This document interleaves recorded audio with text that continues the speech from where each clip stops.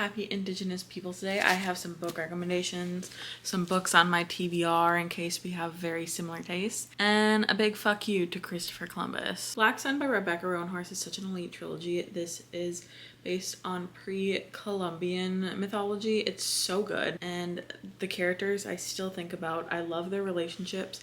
It's so unique. You need to read it. I adore the series. It's a 5-star trilogy. Book 2 is finally coming out for this series next year. I am so excited. It's on my NetGalley shelf. I can't wait to get to it.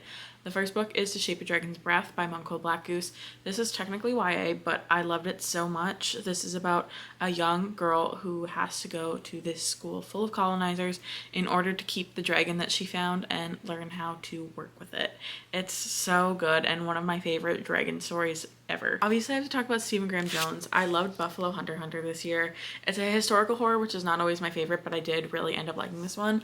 And then my favorite by him, which not everybody's favorite, but I loved it, was I Was a Teenage Slasher. This takes the slasher genre from the point of view of the slasher. However, they are extremely unwilling, and it's set in the 80s in Texas. It's so good. A few on my TBR. I really want to get to Braiding Sweetgrass. I know that it is super beloved, and I think that I'm going to love it as well. And then I also really need to get to Never Whistle at Night. Anthologies aren't always my favorite, but I love the cover on this one, and I think it'll be a really good way to try a lot of different authors, so I'm anticipating loving that one as well. I have Firekeeper's Daughter by Angeline Boulley. I think this is going to be super good. I believe that it's a YA fantasy, and this cover has always really intrigued me. Then we have A Broken Blade by Melissa Blair. I believe this series is completed, and it's a fantasy series. She's an assassin.